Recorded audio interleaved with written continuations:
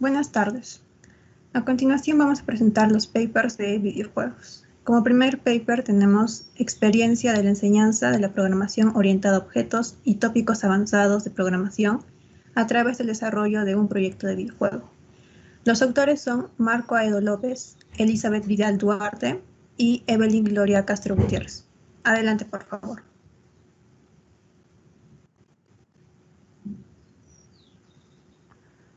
Saludos con todos. Soy Marco Aedo López, autor junto a Evelyn Castro y Elizabeth Vidal de esta experiencia en enseñanza de programación orientada a objetos y tópicos avanzados de programación mediante el desarrollo de un videojuego. Básicamente veremos una introducción, expondremos algunos antecedentes, el contenido del curso, estilos del aprendizaje de nuestros estudiantes, alguna propuesta de las actividades que realizamos, finalmente llegaremos a resultados y conclusiones. Esta experiencia se realizó en la Escuela Profesional de Ingeniería de Sistemas de la Universidad Nacional de San Agustín, en el curso de Fundamentos de Programación 2, correspondiente al segundo semestre, tanto de las currículas del 2013 como del 2017. En síntesis, este curso se orienta a la enseñanza de conceptos de programación orientada a objetos y tópicos avanzados de programación. Los estudiantes ya tienen una base de programación 1, donde aprenden el pensamiento algorítmico y aprenden dos fundamentos de la programación en general. Este vendría a ser un segundo curso que ya cuenta con dicha base. Sobre la problemática que se nos presentó. Básicamente, con esas nuevas currículas a partir del 2013, el perfil que nosotros buscamos de los estudiantes es formarlos como ingenieros de software. Y para eso se les daba una gran prioridad a esta parte de la programación en primeros años. Pero específicamente en este segundo curso, al tener tanto concepto abstracto, generó un alto índice de desaprobados en los primeros años. Y nosotros siempre hemos estado buscando diferentes acciones de mejora continua, también por una razón de acreditación. Los estudiantes de primer año desde ya varios años entran en la categoría de lo que nosotros llamamos generación Z o postmillennials. Los estudiantes han nacido ya en este milenio, en los primeros años de este milenio, y tienen sus propias particularidades, que vamos a verlo en el desarrollo de la presentación. Algo que nosotros buscábamos era cómo motivar a estos estudiantes para que tengan un mejor rendimiento.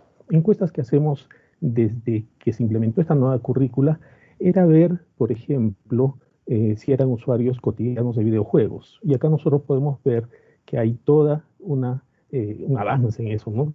Sobre los que sí son usuarios cotidianos de videojuegos, llegando a niveles casi absolutos en general.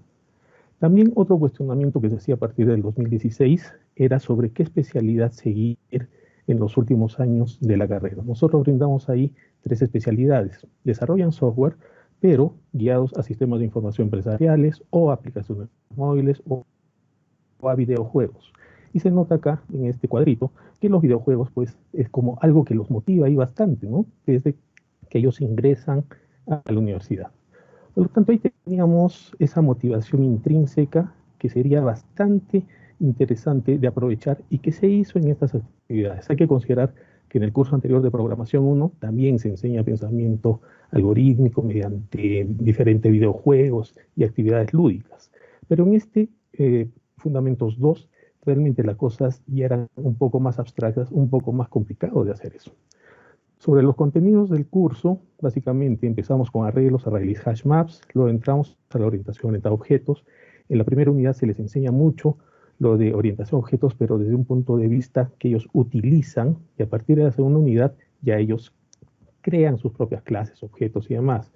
En las siguientes unidades ya hay mecanismos avanzados, agregación, composición, herencia, polimorfismo, otros clases abstractas, clases de interfaces y demás. Y en las últimas de este curso se enseña diferentes tópicos donde se aplica todo lo anterior a las interfaces gráficas de usuario, también a los archivos tanto de texto, binario y de objetos. Sobre nuestros estudiantes, hemos hecho test en varios años para ver los estilos de aprendizaje de nuestros estudiantes. Y básicamente, y como en realidad es la tendencia mundial, se ve en esta gráfica la naturaleza de un aprendizaje mayormente visual y kinestésico sobre el aprendizaje auditivo, ¿sí? Y no es ninguna sorpresa, ¿no? Lo visual, lo kinestésico, aprender haciendo, estimula bastante a los estudiantes de esta época.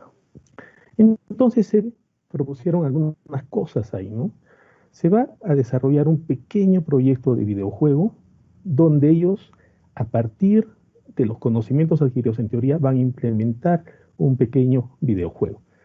Esta actividad se produce a lo largo del semestre en los laboratorios y los estudiantes son libres de usar todos los recursos que ellos deseen. Pueden colaborar entre ellos incluso, usar cualquier tipo de fuente en general.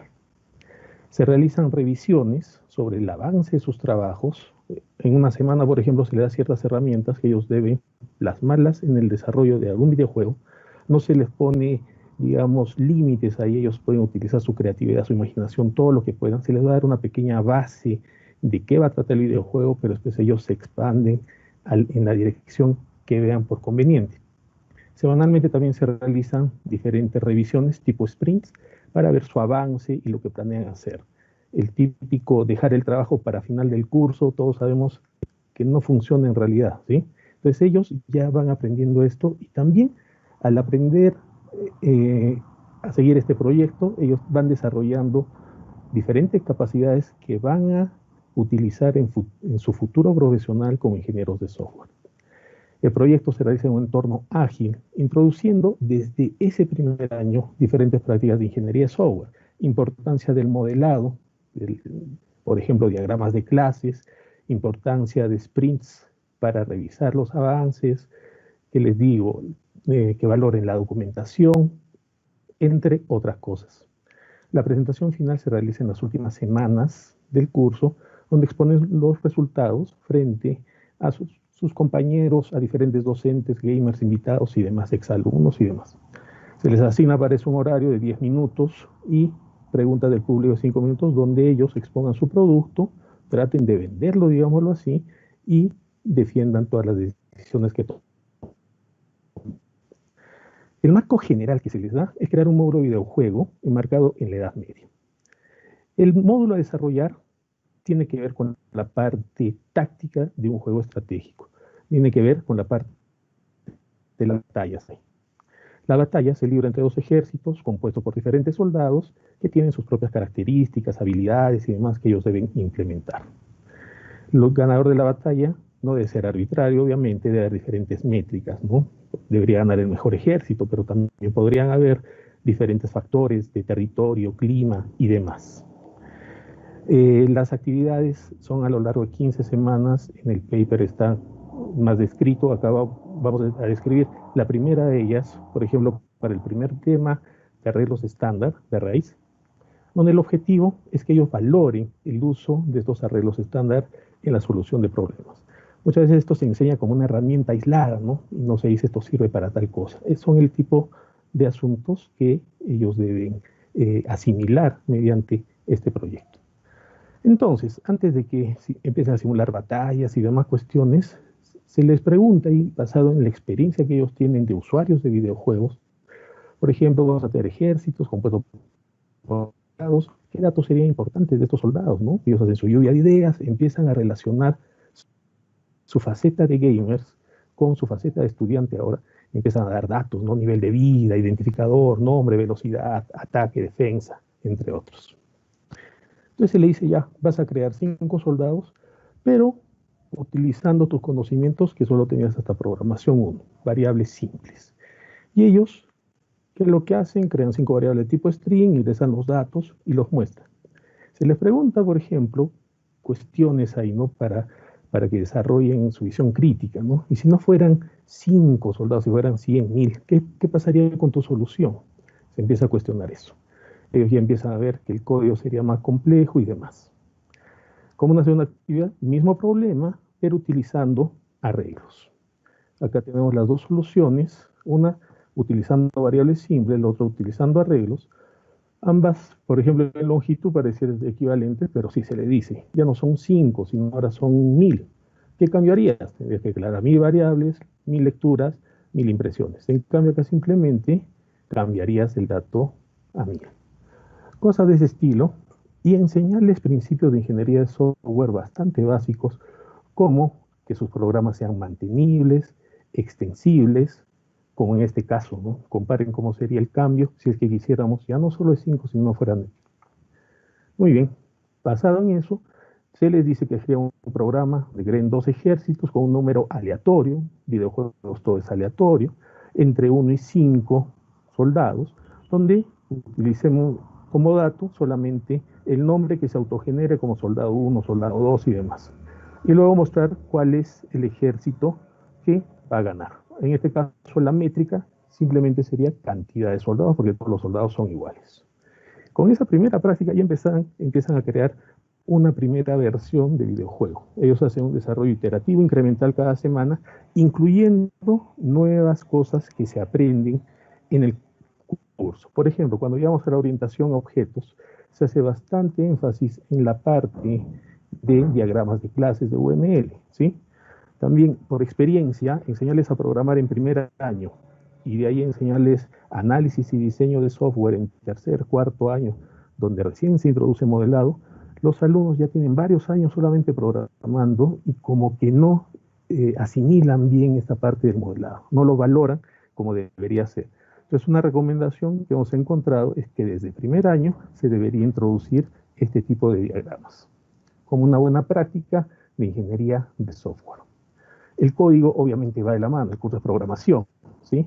Y hay, como sabemos, una relación directa entre la parte de modelado y la parte del código.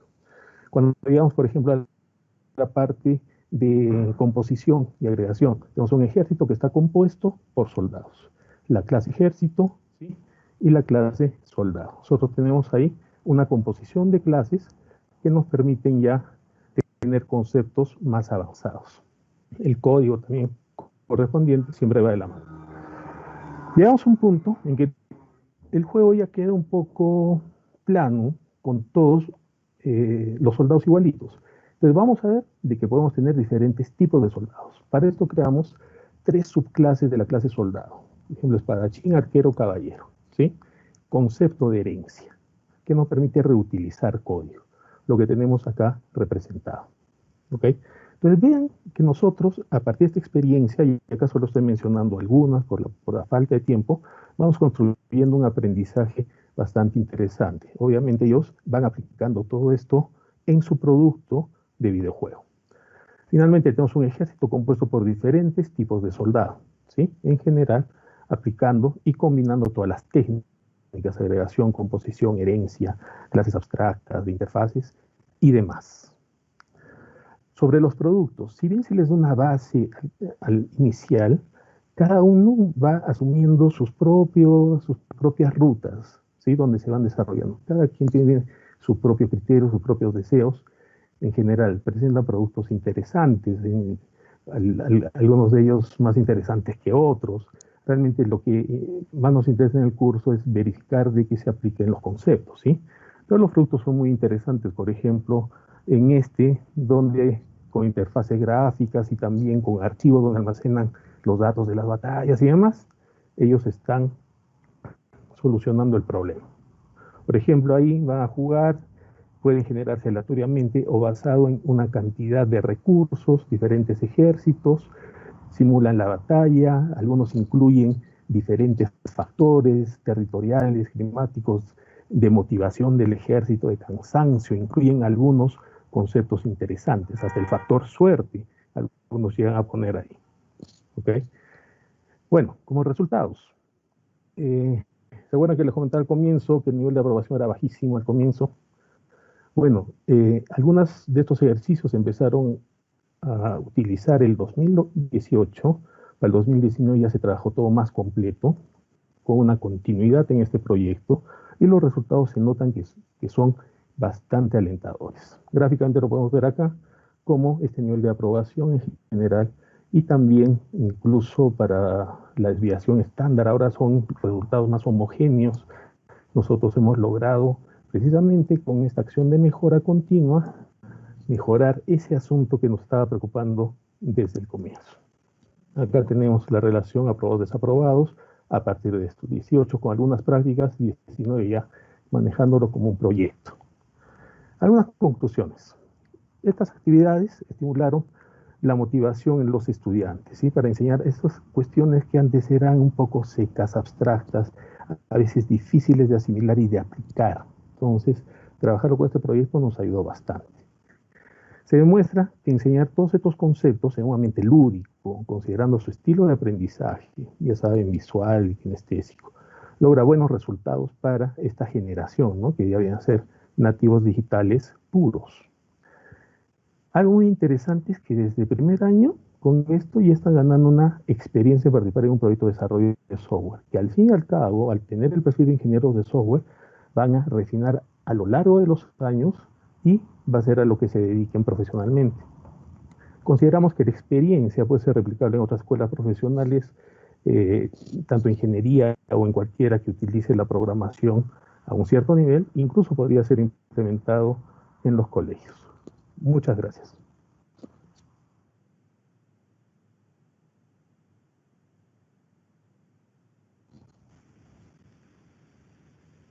Si alguien tuviera alguna pregunta.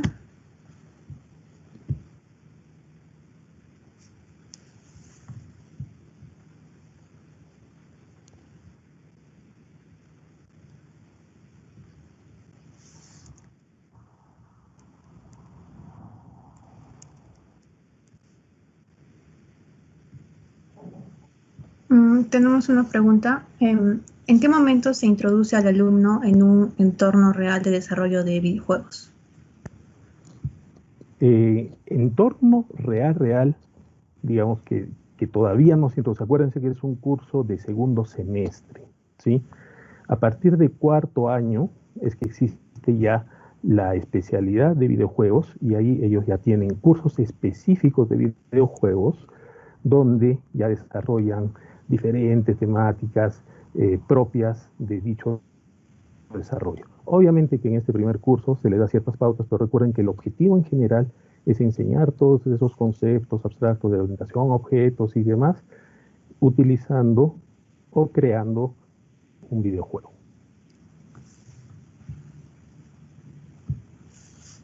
Tenemos otra pregunta por Pedro Alejandro. ¿Cómo sabes si ha habido una mejora si no se tiene un grupo de control que utiliza la metodología anterior? El grupo de control lo estamos considerando el de los años anteriores, donde básicamente la parte teórica era la misma, solamente las partes de laboratorio fueron las que, digamos, evolucionaron. En la gráfica final se puede observar ahí dicha evolución.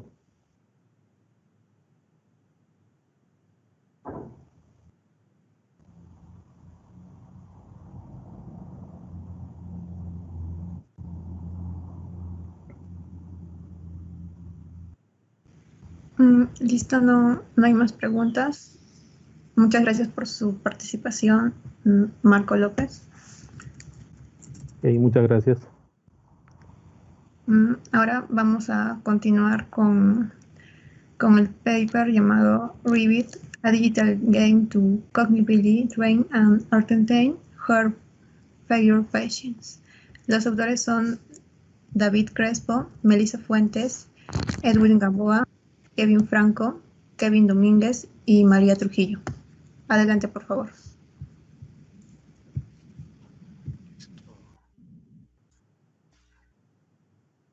Un momento.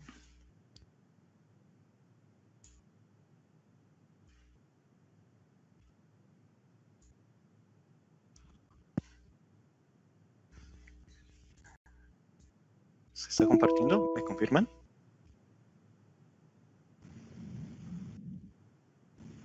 Sí, sí se puede ver. Ah, listo.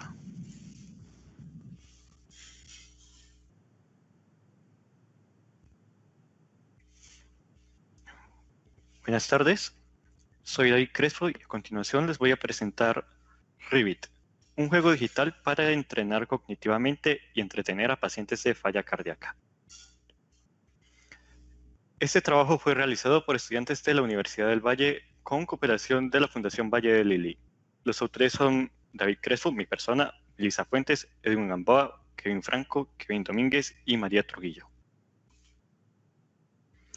El contenido de esta presentación es una introducción, luego se explicará qué es Revit, cuáles son los minijuegos creados, también se explicará cuál fue la evaluación preliminar realizada, los resultados obtenidos y unas breves conclusiones. Para empezar, hay que explicar las motivaciones. La falla cardíaca es una de las enfermedades más comunes del corazón y esta enfermedad es común en personas mayores de 60 años generalmente. Uno de los efectos secundarios que trae esta enfermedad es la deficiencia en las habilidades cognitivas, tales como la memoria a corto plazo, largo plazo, concentración y función ejecutiva. También los pacientes de falla cardíaca, según la capacidad del hospital, deben esperar muchos meses para recibir una operación del corazón. Y debido a que con la falla cardíaca la circulación del sangre al cerebro se ve disminuida, pues además de la deficiencia cognitiva, también se ven afectadas otras áreas como la movilidad y gracias a esto no pueden realizar casi acciones y deben permanecer en cama durante un largo periodo de tiempo. A partir de esto, los pacientes de falla cardíaca suelen desarrollar ansiedad, aburrimiento constante e incluso depresión. Es a partir de esto que nos preguntamos, ¿cómo podríamos dar una solución? Y pensamos que los juegos serios podrían ser una buena alternativa para esto. Los juegos serios, además de brindar diversión, suelen cumplir con un objetivo extra. Y hay algunos estudios que demuestran que los juegos sí pueden ser utilizados para el entrenamiento cognitivo. Nuestra propuesta es Revit, el cual consiste en una colección de minijuegos casuales desarrollado para dispositivos móviles. La razón por la que se escogió que sea para dispositivos móviles es porque los pacientes no pueden utilizar el celular sin necesidad de moverse de cama, además de que es mucho más accesible y barato que otros dispositivos como consola de videojuegos. También hay algunos estudios que demuestran que las personas mayores, los cuales son la población objetivo de este estudio, tienen preferencia por los juegos que no contienen acción y que son de razonamiento lógico. Hasta el momento se han creado 4 minijuegos, cada uno enfocado en áreas cognitivas diferentes. Posteriormente se explicará más a detalle cada uno. Cada minijuego cuenta con varios componentes en la interfaz gráfica en común, y uno de ellos es la pantalla de selección de modo de juego, ya que cada minijuego contiene varios modos de juego, los cuales siguen una jugabilidad base, pero con algunas cuantas diferencias que hacen que la dificultad varíe, sea más fácil o más difícil. También se cuenta con una pantalla de instrucciones y se cuenta con una pantalla de resultados, la cual contiene los 5 puntajes más altos obtenidos hasta el momento. Para este estudio se realizó una evaluación preliminar donde se contaron con 21 participantes voluntarios, los cuales estaban conformados por un grupo A, conformado por 7 personas menores de 30 años, un grupo B conformado por 7 personas entre 30 y 60 años, un grupo C conformado por 7 personas mayores de 60 años, y se les pidió que instalaran el juego en sus dispositivos y que probaran cada uno de los minijuegos 5 veces. Después de que terminaran de probar los minijuegos, se les pidió que contestaran a un cuestionario, el cual se realizó por internet y contenía 21 preguntas. El contenido del cuestionario contenía preguntas relacionadas a la demografía, como a qué rango de edad pertenecían o si tenían experiencia con los videojuegos. También se les hizo preguntas relacionadas con el desempeño que obtuvieron en cada minijuego, como el puntaje que obtuvieron en el primer y quinto intento, o el puntaje máximo. Y también se les hizo preguntas relacionadas a la experiencia de usuario, como qué tan intuitivo percibieron cada uno de los minijuegos. Entonces, a continuación explicaré cada uno de los minijuegos más a detalle y los resultados generales obtenidos. El primero es Coro Melodía, el cual consiste en seguir una melodía en el orden mostrado. Y para este minijuego, los puntajes promedio obtenidos los obtuvo principalmente el grupo A, que es el grupo de los menores. Mientras que el grupo C, que es el grupo de las personas mayores, obtuvo un puntaje bastante menor. El siguiente juego es Come Insectos, el cual consiste en comer los insectos que quiere la rana lo más rápido posible. Y este juego está pensado para reflejos rápidos. En este minijuego, el grupo C nuevamente fue el que obtuvo los mejores resultados. Y con este minijuego ocurrió una particularidad, y es que varios de los participantes mayores comían los insectos indiscriminadamente sin comer el insecto que realmente debían comer. Esto es probablemente porque no era claro cuándo se estaba recompensando o cuándo se estaba castigando al jugador. Y no había suficiente retroalimentación ni visual ni auditiva. Era suficientemente clara. El siguiente minijuego es Cuenta Ranas, el cual consiste en decir cuántas ranas terminan dentro del arbusto tras una cierta cantidad de tiempo. Este minijuego está pensado para la concentración. Este fue el minijuego que tuvo un mejor entendimiento por los 3 grupos. Y esto es probablemente porque el juego comienza con una indicación clara que dice que debes contar cuántas ranas, cuántas hay al final de cada ronda. Y las acciones que se pueden realizar son muy limitadas, lo único que se puede hacer es contar y al final responder con un número cuántas son las que hay dentro del arbusto. Y el último juego es Persecución de Libélula, el cual está pensado para memoria a corto plazo y se trata de pasar por los objetos por los que pasó la libélula en el orden en el que pasó ella. Y este fue el juego que fue peor comprendido por los 3 grupos y entre los 3 grupos obtuvieron un resultado bastante bajo, pero el grupo A, el grupo de las personas jóvenes, obtuvo un resultado ligeramente mejor que los otros 2 grupos. La razón por la que este juego no fue comprendido probablemente es porque desde la primera, cuando comienza el juego, realmente no hay claro qué es lo que se debería hacer y los jugadores, al experimentar qué es lo que deberían hacer, perdían inmediatamente y no era claro la razón por la que perdían. En cuanto a la experiencia general, la mayoría de los participantes calificaron los minijuegos como divertidos o disfrutables, con excepción al último minijuego, ya que pues probablemente no fue realmente claro cómo se debía jugar. Y ahora pasamos a la discusión. A pesar de que todos los minijuegos están pensados para entrenar una habilidad cognitiva, realmente no es posible afirmar si se está logrando esto o no, ya que no se aplicaron metodologías que permiten comprobar esto de una manera más cuantitativa y objetiva. El fin de este estudio fue más bien como realizar cuáles fueron los aciertos realizados en los minijuegos desarrollados hasta el momento. También se encontró que ninguno de los participantes pertenecientes al grupo de los mayores tenía experiencia con los videojuegos, lo cual resalta la necesidad de pensar en diseños que sean fáciles de entender para ellos. También es importante notar que fue un acierto tener un diseño de interfaz unificado, igual para todos los minijuegos. Y con ese trabajo se podría dar algunas pistas de qué cosas se podrían realizar en una primera fase de desarrollo para un minijuego desarrollado para pacientes de falla cardíaca. Una de las limitaciones de ese trabajo fue que debido a la actual pandemia del coronavirus, no fue posible realizar este estudio con pacientes de falla cardíaca, los cuales son la verdadera población objetivo. Y esto es importante ya que, como se ha mencionado anteriormente, los pacientes de falla cardíaca suelen tener algunas limitaciones, además de la deficiencia cognitiva, también pierden movilidad.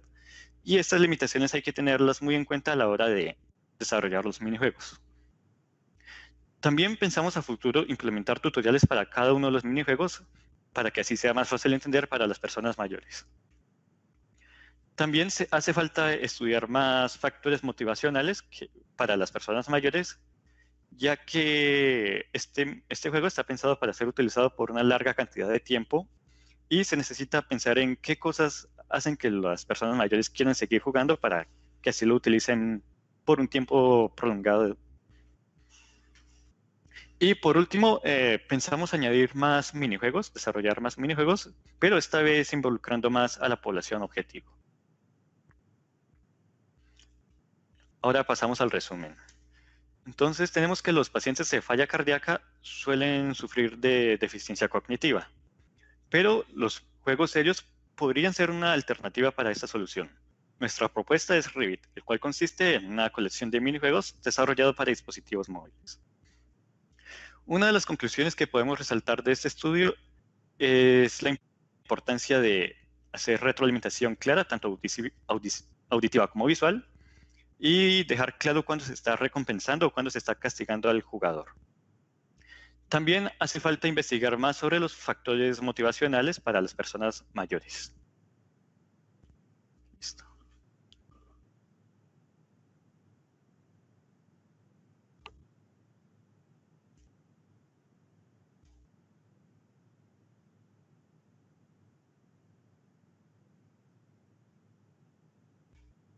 Listo, gracias.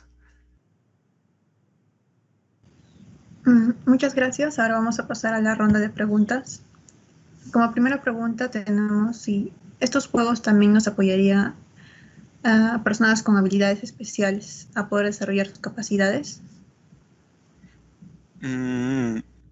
Podría ser posible, pero nuestro enfoque es principalmente para pacientes de falla cardíaca con deficiencia en las habilidades, pero podrían servir, siendo que hay estudios que demuestran que en general varios tipos de juegos, incluso los de acción, sirven para entrenar habilidades cognitivas. Okay. La siguiente pregunta es, ¿qué estándares siguen estos videojuegos? Estándares, pues estos videojuegos fueron desarrollados más bien tomando referencias, o sea, videojuegos similares que se piensan que son como de pensamiento lógico, pero realmente no se siguió un estándar muy específico. Okay. La siguiente pregunta le envía Pedro Alejandro. ¿Cuál ha sido el mayor problema al momento de implementar los minijuegos? El mayor problema, pues, mayor problema en cuanto al desarrollo, pues no hay como, pues que toma siempre bastante tiempo. Ese es diría que es un problema, lidiar con errores. Además de que los autores no tenían experiencia con el motor de desarrollo, el cual es Unity, entonces también tomó tiempo acostumbrarse a eso. Ok, tenemos otra pregunta por Juan Bendita. Nos dice, felicitaciones. ¿Qué dificultades se nos presentaron a la hora de desarrollar el juego? Dificultades. Bueno, una dificultad recurrente que aún lidiamos hasta cierto punto es la intuitividad de los minijuegos. Y es que muchas veces uno da por seguro que un minijuego es fácil de entender, pero cuando lo va a probar otra persona resulta que no lo entiende. Y esto pasa aún mucho más con las personas mayores, los cuales no son persistentes, o sea, no entienden el minijuego y se rinden fácilmente. Ok, tenemos otra pregunta de Edmundo Liaza. Pregunta si no consideraron desarrollar aplicaciones que sean de relajación. Pues este proyecto tiene como fin también, o sea, darle como bienestar a los pacientes, al mismo tiempo que se busca pues entrenar sus habilidades cognitivas, ya que pues como no pueden realizar casi nada mientras están hospitalizados, pues no se aburren mucho, entonces necesitan alguna actividad que requiera poca acción, poco movimiento y que los entretenga. Ok, tenemos otra pregunta de Roy David. ¿Por qué eligieron estos minijuegos en específico? Estos minijuegos en específico, básicamente no había como un criterio demasiado claro y eso es lo que esperamos hacer en las siguientes fases de desarrollo, identificar bajo qué criterios desarrollamos. Pero estos minijuegos fueron básicamente escogidos por gustos, o sea, viendo otros minijuegos, otro tipo de juegos que son similares y pues intentamos adaptarlo a nuestras necesidades. Listo, muchísimas gracias, David. A continuación vamos a pasar a la siguiente ponencia. El paper se llama Desarrollo, reuso y resignación de artefactos de software en ciencia ciudadana, reinventando la rueda. Los autores son Alejandra Beatriz Literas, Diego Torres, César Alberto Collazos y Alejandro Fernández. Adelante, por favor.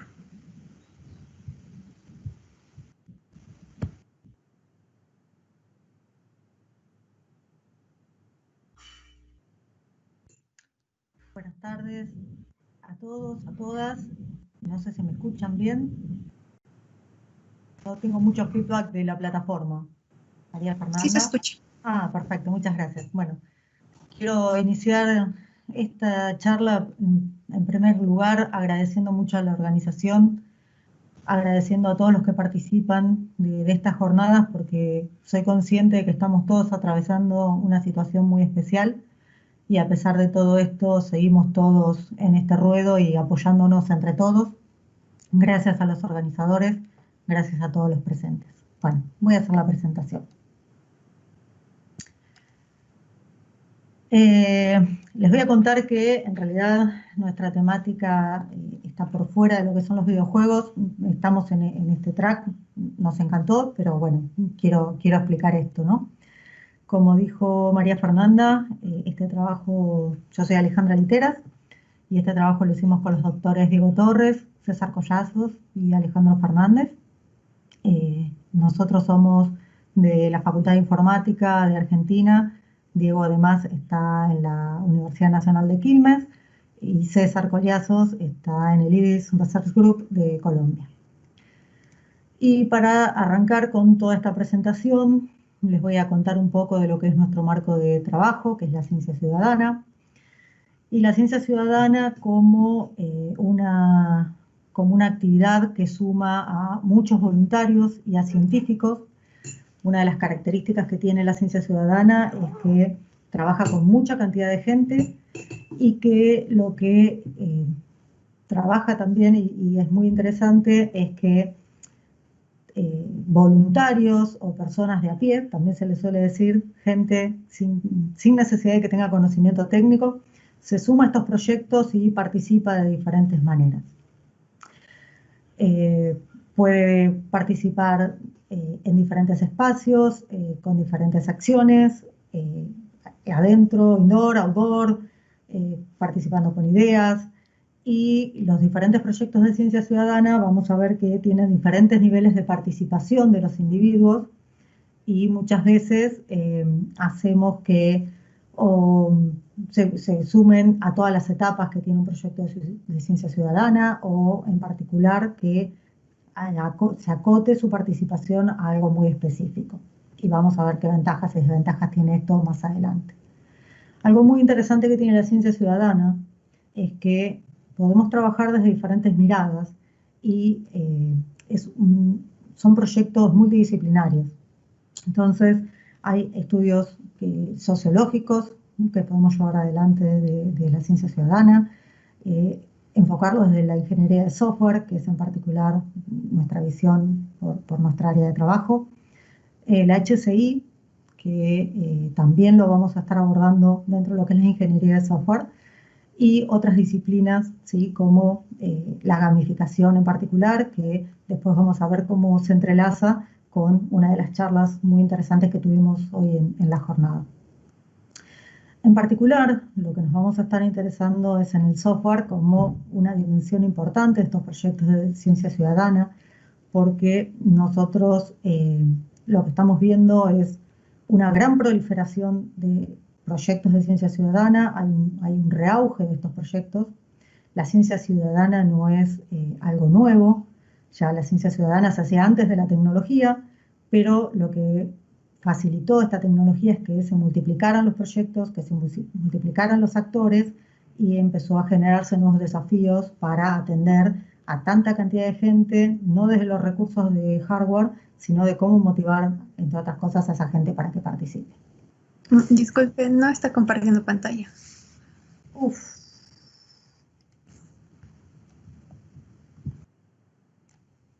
A ver, discúlpenme. abrir bandeja de uso compartido, María Fernanda, ¿puede ser? Contame un poquito de la plataforma, ¿puede ser?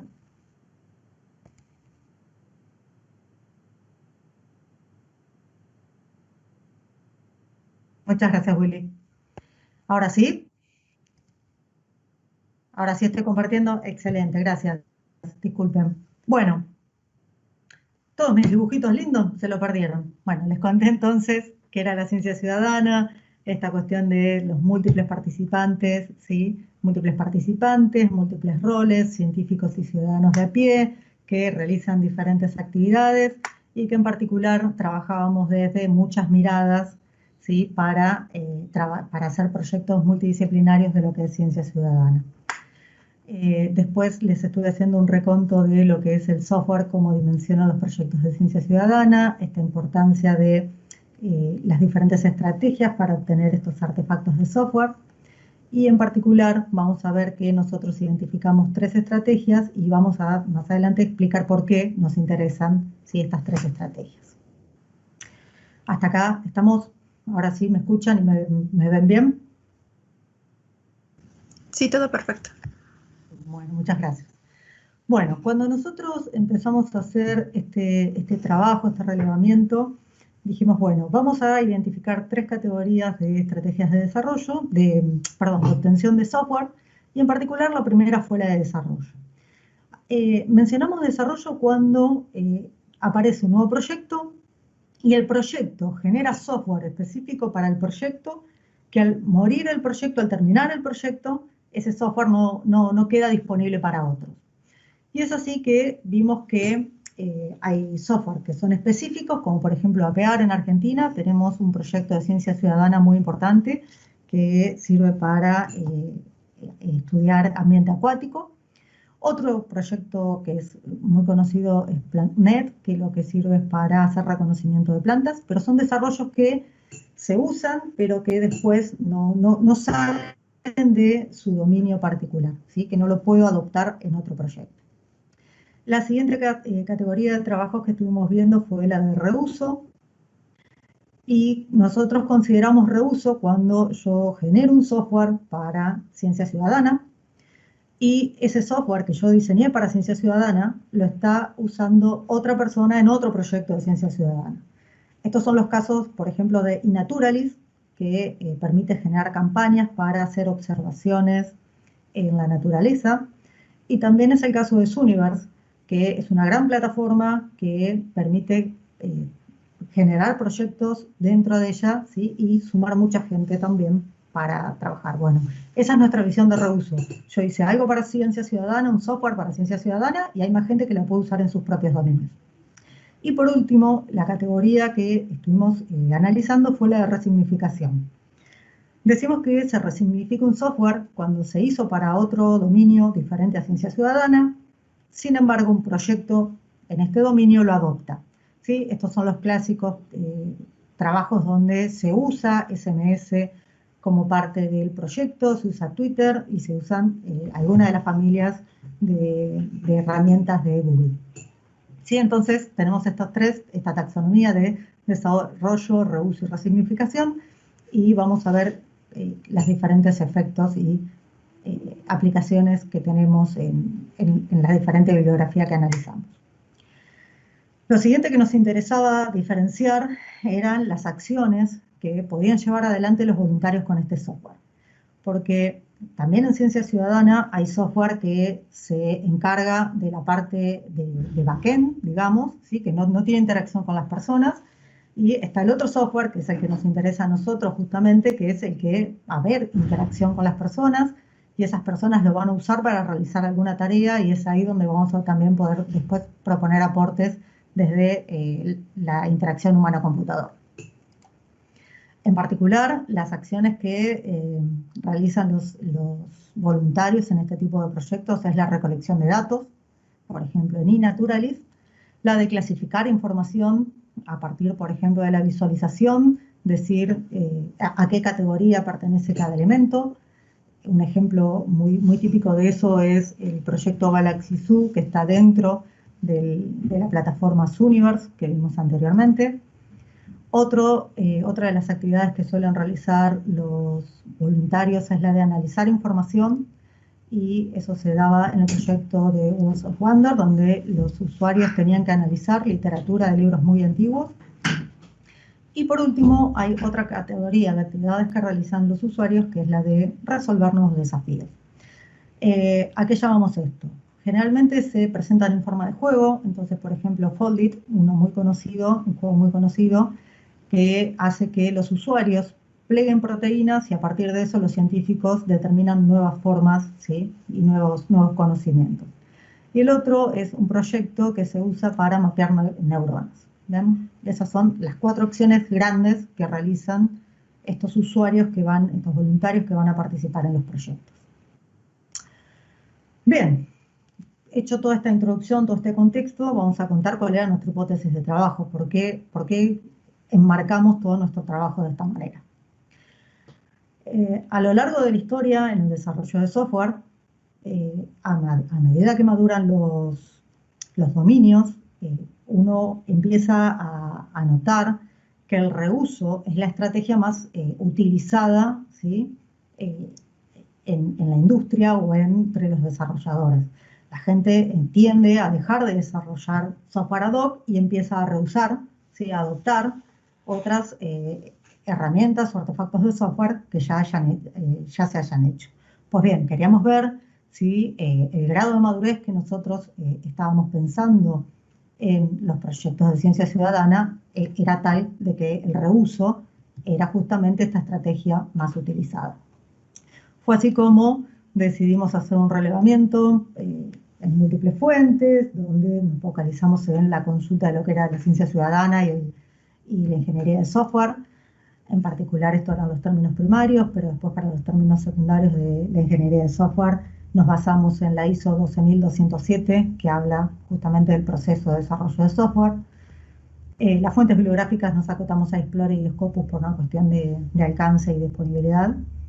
Y lo que hicimos fue analizar hasta el 31 de marzo del 2019. ¿Sí? No importaba cuándo empezaba, ¿sí? Pero sí hicimos el corte en el 31 de marzo por la fecha que hicimos la recolección justamente de todos estos datos. Esto nos llevó a una cantidad importante de artículos, ¿sí? Siempre estuvimos trabajando en los temas relacionados a Computer Science, ¿sí? Dejamos lo que era sociología, por ejemplo, que había mucho, y focalizándonos en lo que era ingeniería de software y Computer Science en particular y ciencia ciudadana, llegamos a analizar 50 artículos.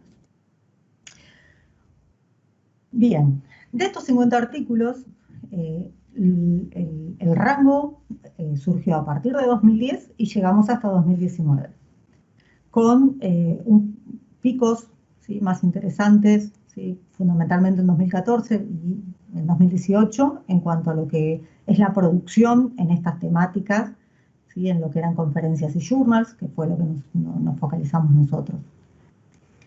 Y por otro lado, lo que nos interesaba saber, justamente al haber analizado esto y al querer ver el grado de madurez que tenía esta disciplina en el desarrollo de software, lo que hicimos fue cuantificar los artículos y separarlos en cuántos desarrollaban cosas ad hoc, cuántos reusaban plataformas o herramientas existentes o artefactos de software, y en qué porcentaje, ¿sí? En qué cantidad resignificaban el software. Bueno, lo primero que nos arrojó este resultado era que el grado de madurez a priori no era lo que nosotros pensábamos. Pero ¿qué pasaba? Como el periodo que nos devolvió la búsqueda era desde 2010, entonces lo que nosotros supusimos, como una nueva hipótesis, es que la mayor cantidad de desarrollo ad hoc se habían realizado en los primeros años, ¿sí? De los estudios que había arrojado la búsqueda.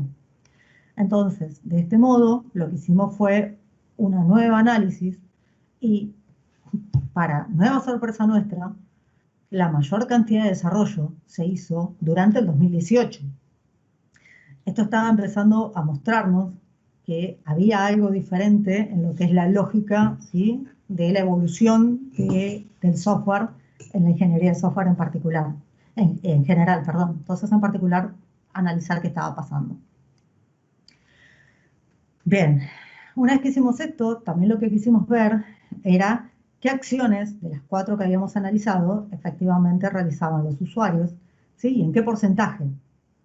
Esto nos llevó a ver que la mayoría de los usuarios, en su gran parte de acción, lo que hacen es recolectar. Es decir, que estos usuarios van a tomar los artefactos del software en sus dispositivos móviles, eventualmente, y van a salir a recolectar mucha información y que en muy poca cantidad, ¿sí? En menor cantidad, van a resolver desafíos, clasificar o analizar. Esto de que la mayor parte de la gente esté recolectando tiene que ver con el nivel de participación que se le da a los voluntarios en la gesta de los proyectos de ciencia ciudadana. Y vamos a ver qué pasa con eso también, ¿no? Será parte de nuestra discusión. En primer lugar, lo que nosotros queríamos destacar con esto es que como el software encapsula conocimiento, ¿sí? Al no estar usándolo, no estamos tomando ventajas de esos conocimientos. Cuando yo desarrollo un nuevo software, estoy haciéndolo con un equipo multidisciplinario, interdisciplinario, que brinda mucho conocimiento que voy a tener que reinventar cada vez que quiera hacer algo. Por ejemplo, si yo quiero hacer una red social, ¿qué voy a hacer? ¿La voy a rehacer? ¿La voy a reusar? ¿Qué sentido tendría desarrollar un nuevo software cuando la gente, ¿sí? Ya está acostumbrada a trabajar determinadas interacciones, por ejemplo, determinadas maneras de interactuar? Y es entonces cuando también nos surge esta cuestión de decir, bueno, si yo tengo cientos de miles de voluntarios que están haciendo aportes a mi proyecto y quiero que esos aportes sean de calidad, ¿de qué manera voy a tratar de hacer elementos, artefactos de software que sean reusables para favorecer la interacción y la usabilidad? ¿Bien? El siguiente tema que se nos presenta con estos software hechos ad hoc y no la tendencia al reuso y a estandarizar determinadas cuestiones, es que como lo que más hacen los ciudadanos es recolectar, ¿qué pasa con esos protocolos que se embeben como propuesta y que no pueden ser reusados? ¿Sí? ¿Qué pasa con la interoperabilidad de los proyectos? Porque de esta manera cada cual cuando desarrolla sus propios modelos de datos. ¿Y qué pasa cuando yo quiero compartir datos o quiero hacer bases comunes? Y por otro lado, esta cuestión de que mayormente los voluntarios recolecten datos y no estén involucrados en otras etapas.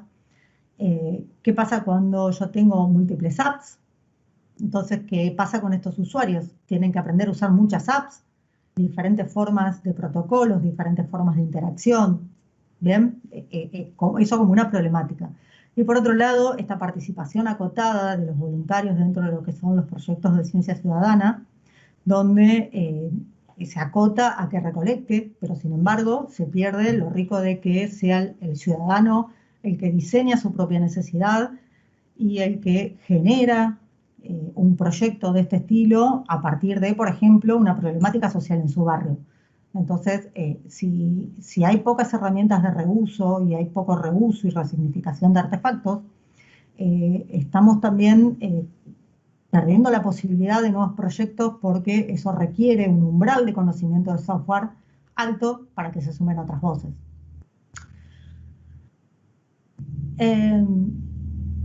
Bien, estos proyectos, justamente lo que nosotros queremos es llegar a proyectos que sean propuestos por usuarios sin conocimientos de desarrollo de software y por eso queremos trabajar en fomentar esta situación de reuso de artefactos. En cuanto a nuestras conclusiones, son en cuanto a la base ante la evidencia cuantitativa que hemos podido regar de todos estos artículos que hemos analizado. Lo que vimos es que, bueno, tenemos un alto desarrollo de artefactos de software con gran participación de voluntarios acotados a la recolección. Y lo que nos queda por delante dentro de esta investigación es trabajar en la propuesta de un proceso que permita diseñar de manera participativa, ¿sí?, proyectos de ciencia ciudadana basados en el reuso de artefactos y orientados a personas que no necesariamente tengan conocimiento de desarrollo de software. El título de nuestra presentación indica que si estamos reinventando la rueda, cada vez que nosotros proponemos nuevos desarrollos, seguramente estamos proponiendo algo que ya propuso otro. Entonces nos estamos perdiendo ese conocimiento y nos estamos perdiendo la posibilidad de comunidad de reusar conocimiento y software. Y es por eso que nosotros hablamos de un proceso de reuso centrado en los reusadores, fundamentalmente pensando en esos reusadores que son usuarios de a pie, usuarios sin conocimientos de desarrollo, que están interesados en sumarse a la ciencia ciudadana. Bueno, ahora yo los escucho, me han escuchado bastante. ¿Preguntas? Muchas gracias por su presentación. Tenemos dos preguntas.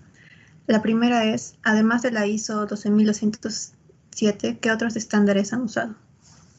En realidad lo que usamos, la ISO 12207, lo usamos solamente para armar el stream de búsqueda. ¿Sí? No hemos aplicado ningún estándar en general. Ok. Y la segunda pregunta es, ¿cuál es la razón de que mayormente se haga desarrollo y no reuso de software? Yo puedo responder lo que nosotros intuimos como equipo, fundamentalmente, ¿no? Hay mucho prototipo rápido, hay ventajas de desarrollar por cuenta propia, que es la libertad de hacer lo que uno quiere como uno quiere, ¿sí? Pero también están las desventajas, que muchas veces no se ve, que es este reuso fundamentalmente del conocimiento. Si yo quiero en mi proyecto de ciencia ciudadana hacer que mi gente se comunique, ¿sí?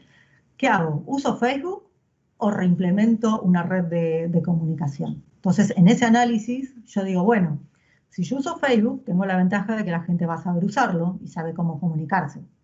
Pero si yo quiero particularidades específicas, si quiero reducir y acotar determinadas situaciones, no lo voy a poder hacer si uso Facebook directamente y entonces ahí voy a tener que desarrollar mi propio software. Bien, otra de las cuestiones por las cuales se desarrollan software generalmente a medida, y que voy a retomar la charla de gamificación que hicieron anteriormente, es que por ahí quiero ponerle particularidades que todavía no están estandarizadas y que no poseen las otras plataformas. Entonces, si yo quiero de repente que mi nueva aplicación esté presentada como un juego y que tenga elementos gamificados, bueno, quizás puede usar determinadas plataformas que me lo proveen, pero no se ajustan muy a lo que yo necesito. Y como aún no hay, lamentablemente, y se está trabajando en ello, no es para algo malo, se está trabajando en esta cuestión de estandarizar los datos, estandarizar criterios y políticas de gobernanza de esos datos. Hay toda una problemática también adicional ahí, que es lo que uno está intentando llegar con estas cuestiones de reusar elementos de software, artefactos de software que ya existan.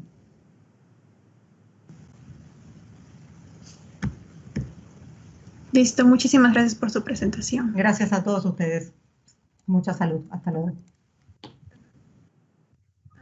Ahora vamos a continuar con el paper llamado Recommendations and Challenges for Developing English Vocabulary Learning Games. Los autores son Diana Toro, Aldemar Rodríguez, Miguel Velasco, Edwin Gamboa y María Trujillo. Buenas tardes. ¿Me escuchan bien y pueden ver mi presentación? Sí, todo perfecto. Bueno, muchas gracias. Bueno, como comentó la moderadora, mi nombre es Diana Caterine Toro y el día de hoy voy a presentar recomendaciones y desafíos del desarrollo de juegos de aprendizaje de vocabulario en inglés. También, como mencionaba ella, pues este trabajo fue realizado en compañía de Aldemar Rodríguez, Miguel Velasco, Edwin Gamboa y María Trujillo. En esta presentación pues tendremos una introducción, los métodos realizados, hallazgos, la discusión y finalmente la conclusión. Para empezar voy a hablarles sobre el caso de estudio. Este proyecto es Tales of Echo.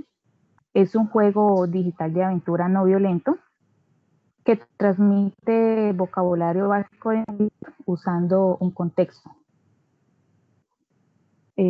Si está pasando mi diapositivas, qué pena la inquietud. Sí, está pasando. Bueno, vale, gracias. Entonces, retomando, nuestro propósito es motivar e involucrar a estudiantes en el proceso de aprendizaje de inglés. Este proyecto fue desarrollado por integrantes del Grupo de Investigación de Multimedia y Visión por Computador de la Universidad del Valle, ubicado en la ciudad de Cali, Colombia. Actualmente Telsofetra cuenta con 2 niveles principales y varios minijuegos. Cada uno de ellos trata un conjunto de vocabulario específico. Listo, los métodos de este estudio y los datos se reunieron mediante una entrevista semiestructurada con preguntas para identificar las recomendaciones y los desafíos del desarrollo de este tipo de juegos. Cada participante fue entrevistado individualmente y se destacan sus roles dentro del proyecto de la siguiente manera. Entonces tenemos un líder de proyecto, 6 desarrolladores, un profesor de inglés y 2 product owners. Los datos recopilados se transcribieron en una hoja de cálculo y se analizaron mediante el método de análisis temático. Después de haber realizado este método, nos da los siguientes hallazgos. Tras codificar y agrupar los datos reunidos de manera iterativa, encontramos que el desarrollo de juegos para el aprendizaje de vocabulario de inglés tienen 8 categorías relacionadas con recomendaciones y 11 categorías relacionadas con desafíos. Entonces, a continuación, voy a empezar a definir las categorías encontradas en recomendaciones. El diseño colaborativo. Los participantes consideran que los espacios para el diseño de actividades o iteraciones facilitan la obtención de retroalimentación. Y con respecto pues, a la propiedad del desarrollo, involucra a los estudiantes y a los profesores en las etapas de estos juegos, pues, y ellos se convierten en diseñadores con sus ideas, con sus gustos, y todo eso se ve reflejado en el juego. La relación usuario-desarrollador, entonces aquí la participación activa genera una buena comunicación entre los participantes de este proceso, desarrolladores, profesores y estudiantes, durante el proceso de diseño del juego. Y la colaboración desarrollo público pues permite aportar ideas para el vocabulario, lo que es la mecánica del juego, haciendo pues un ambiente de trabajo más agradable. La herramienta práctica es útil para los profesores, ya que les permite dar a los estudiantes herramientas de lenguaje para que puedan jugar mientras aprenden y permitiéndoles el aprendizaje incidental en los estudiantes, y pues así van adquiriendo vocabulario de inglés. Continuando, tenemos la herramienta de motivación. El potencial del juego como herramienta de aprendizaje genera apoyo para que los profesores motiven a los estudiantes a aprender de forma autónoma mientras se divierten. Esto pues genera un interés en los estudiantes, que los estudiantes adquieran una segunda lengua, y refuerza sus conocimientos fuera del aula, creando pues un espacio lúdico.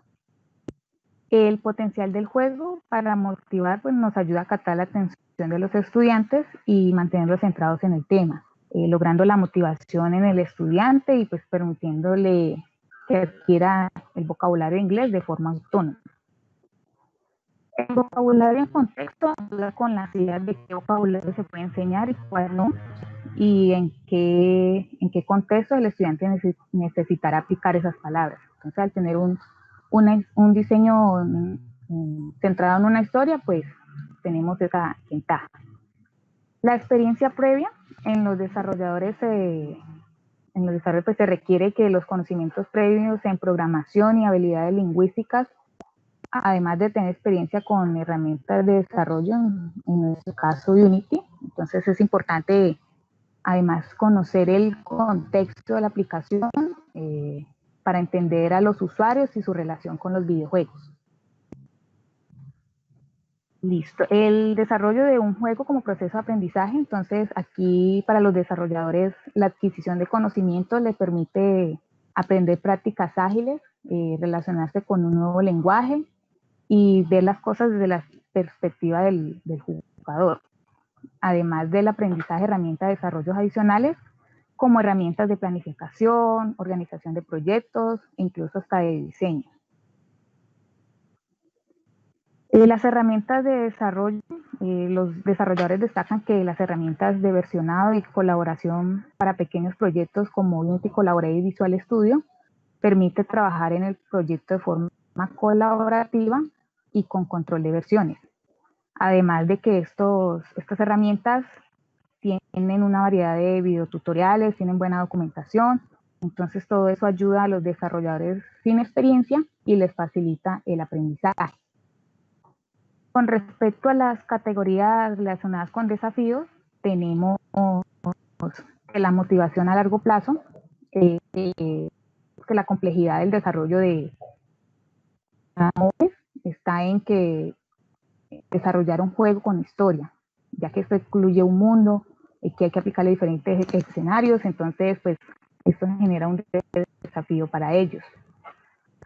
Además que para lograr la motivación de un jugador a largo plazo, pues se debe lograr obtener el interés constante en él por el juego, sino que esto pues no es una garantía de que siempre vaya a haber motivación a la hora de jugarlo. Las herramientas de desarrollo abierto, para los desarrolladores a veces hay complejidad, la complejidad de la programación.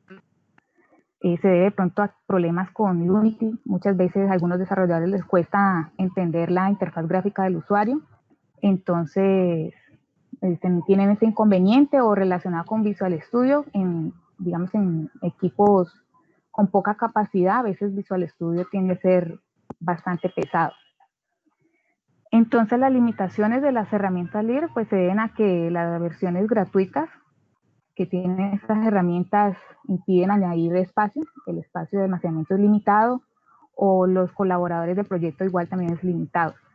Hay que tener en cuenta que las herramientas de desarrollo libre pues son muy útiles para el desarrollo de estos videojuegos, pero pues tienen limitaciones y todos los recursos no están disponibles.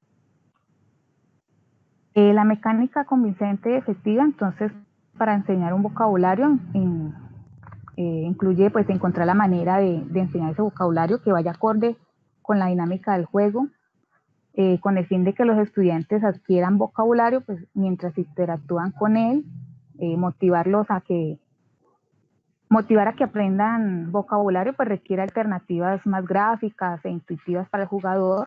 Debe haber un equilibrio entre lo educativo y lo divertido para obtener un juego que ayude al esfuerzo o aprendizaje del idioma, en este caso inglés, y es indispensable pues encontrar un camino que no sea tan evidente y que el jugador no sienta que le están enseñando.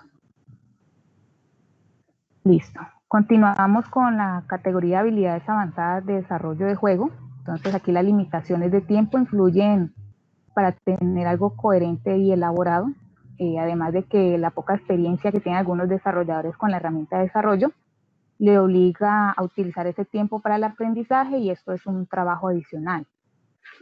Las limitaciones de habilidades de programación de los juegos influyen que cuando se requiere funcionalidades un poco más complejas y pues añadiendo la falta de tiempo y experiencia, entonces esto genera también un desafío extra.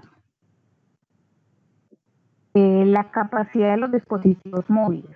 Entonces la diversidad de los dispositivos móviles pues influye en el sentido de que conseguir un rendimiento adecuado y la ejecución del juego en diferentes dispositivos es un limitante, así como la variedad de sistemas operativos que limitan el acceso durante el juego. Estas en las sesiones de prueba con los estudiantes muchas veces no funcionaba la aplicación en los dispositivos, o muchos de los estudiantes no contaban con un dispositivo móvil para hacer la prueba.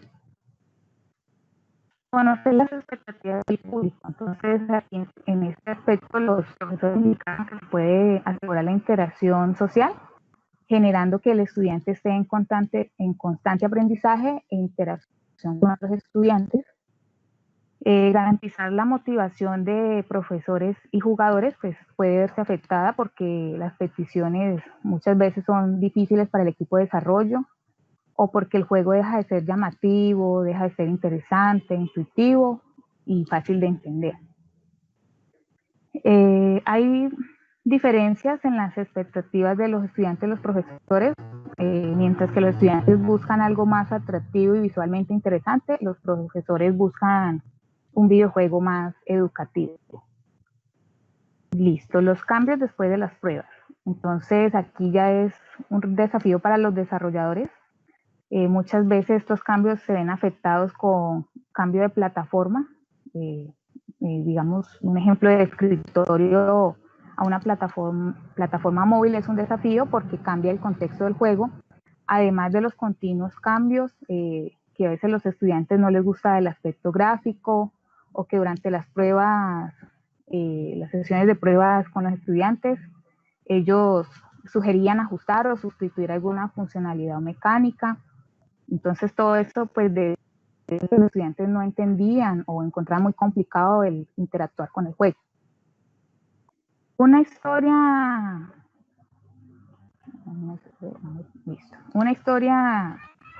convincente, entonces, para los desarrolladores, definir las categorías de vocabulario de una historia puede ser un desafío porque la historia puede restringir la inclusión de un conjunto de vocabulario, e incluso diseñar una historia convincente que se ajuste a una variedad de vocabulario, porque pues la historia requiere que sea atractiva para los jugadores y que el vocabulario se adapte a esa historia. Listo. Seguimos con interacción con el público en el contexto. Entonces, para los desarrolladores es importante que conozcan el público al que se dirigen.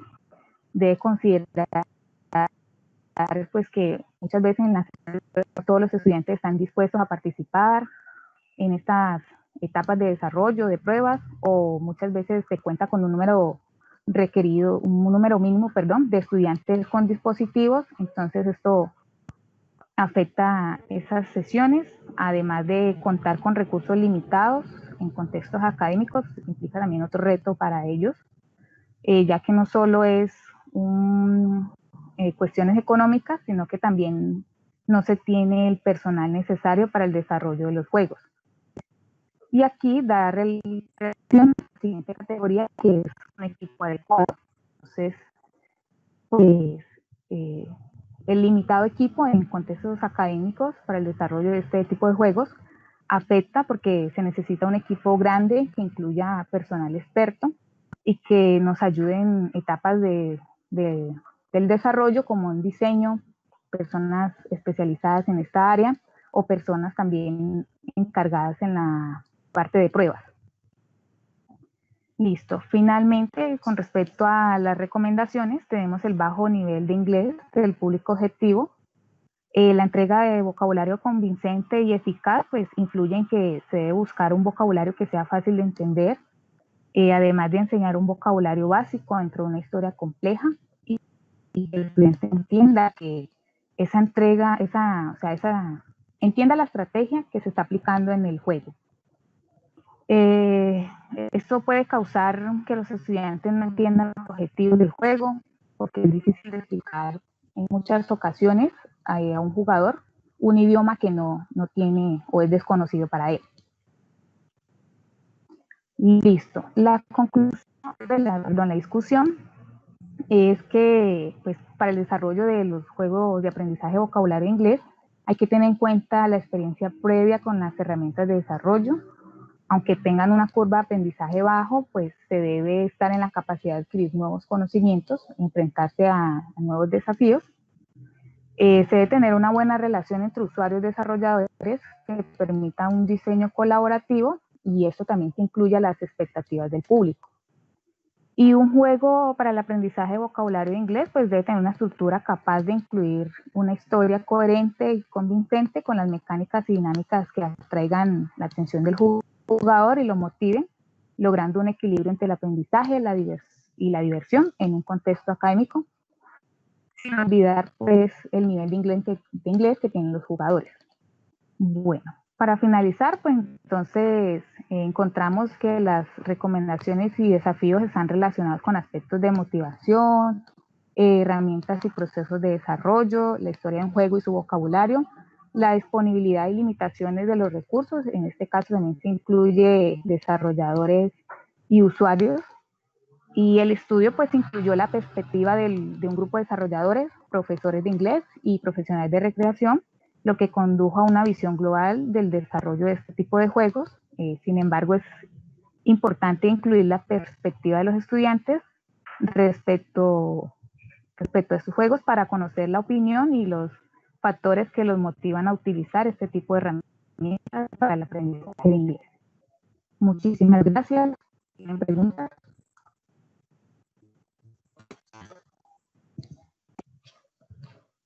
Muchísimas gracias por su ponencia. Tenemos una pregunta enviada por Josivan Silva. Dice, para definir el contenido educativo y el vocabulario, ¿utilizó un plan de enseñanza para alguna disciplina? Un momento.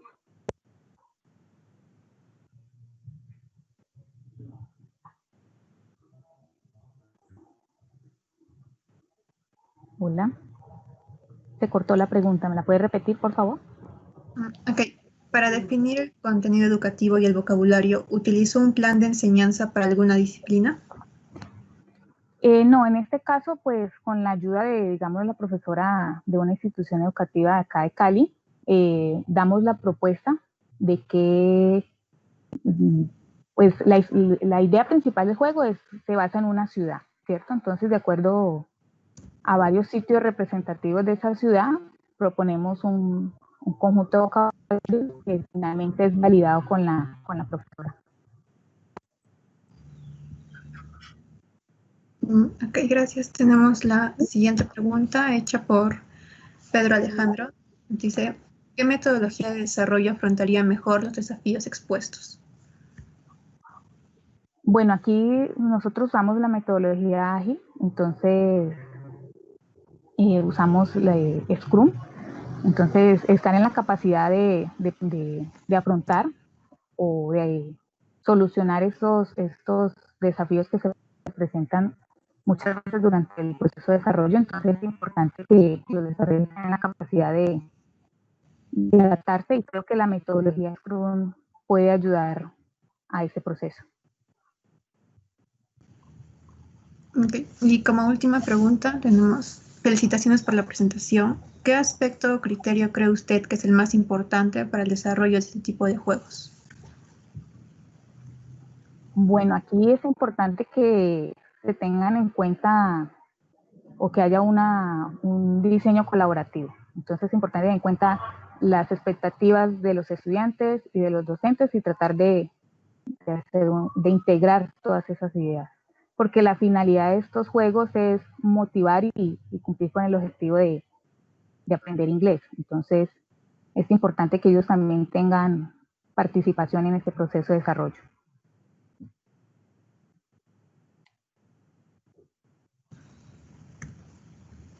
Muchas gracias por su presentación.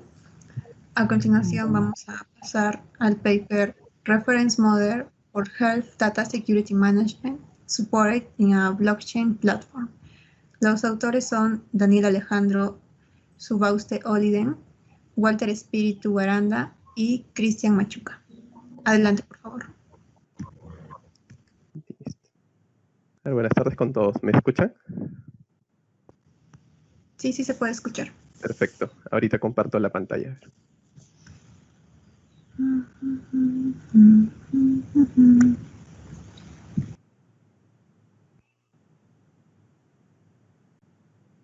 Listo. ¿Se puede observar? Sí, sí se puede observar. Perfecto. Listo. Comienzo entonces. Bueno, ante todo, buenas tardes con todos. Nosotros somos de la Universidad Peruana de Ciencias Aplicadas, UPC. Y en este caso vamos a exponer acerca de nuestro proyecto de investigación, el cual es modelo de referencia para la gestión de la seguridad de datos de salud soportado en una plataforma blockchain. Rápidamente vemos la agenda. Tenemos la parte de introducción, la revisión de la literatura, fundamento teórico, caso de estudio y las conclusiones. Bueno, comenzamos con la introducción. Actualmente, como sabemos, las entidades del sector salud tratan información sensible y confidencial, como es el historial clínico de los pacientes, y estos requieren ser resguardados con el fin de reducir la pérdida de información, divulgación no autorizada, y al mismo tiempo facilitar la recuperación del historial médico que actualmente se encuentra distribuido en distintas bases de datos. ¿Cómo es esto?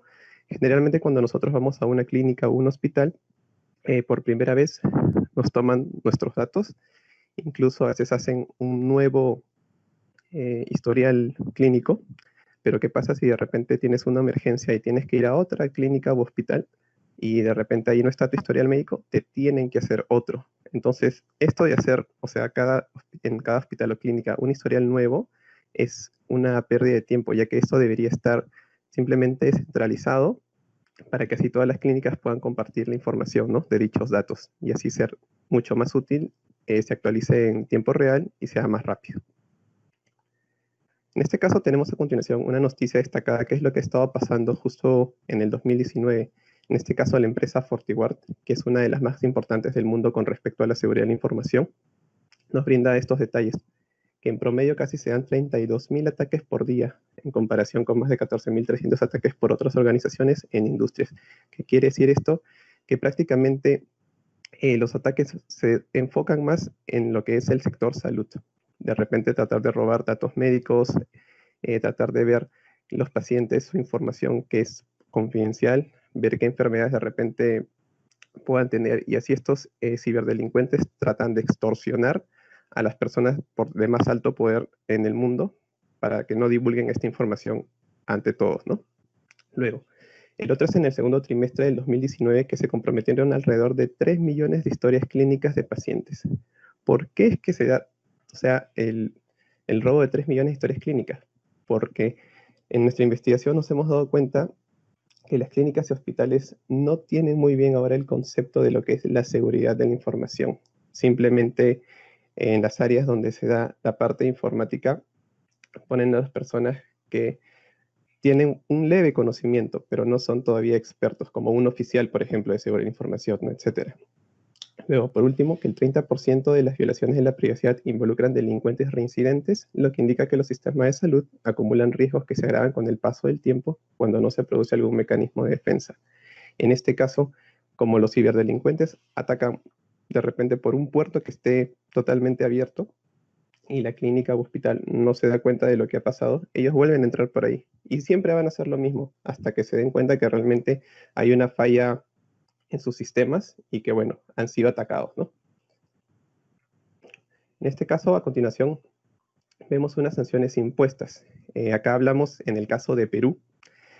Para darles una idea, acá están los montos de las sanciones. Acá dice, por ejemplo, 25 UITs. Una UIT acá en Perú es aproximadamente $1.200. En este caso, tenemos un ente regulador acá, que es la Autoridad Nacional de Protección de Datos Personales. ¿Qué hizo justo en el 2019? Fueron a las clínicas y hospitales, principalmente las más grandes, para ver que ellos realmente cumplan con la norma, que es inscribir a sus pacientes en su base de datos, inscribirlas acá en el Registro Nacional de Protección. Sin embargo, cuando fueron, se dieron la sorpresa de que la mayoría de estas clínicas no lo había hecho. Entonces, ¿qué pasó? Por ejemplo, la Clínica San Felipe, que es una de las más grandes, recibió una multa de 25 UITs. ¿Se imaginan, no? Multiplicado 25 por $1.200, resulta ser una multa muy grave, simplemente por el hecho de no inscribir los datos de sus pacientes en el registro que ellos tienen. Listo, continuamos acá con la revisión de la literatura. En este caso, para hablarles un poco sobre nuestro tema que hablaba sobre blockchain, ¿no? En este caso, las plataformas que actualmente la tecnología blockchain se dividen en dos grupos muy grandes, la cual es el blockchain público y el blockchain privado. El público el blockchain público es donde cualquier usuario puede ingresar sin previa autorización y puede compartir su información de forma totalmente gratuita y confidencial.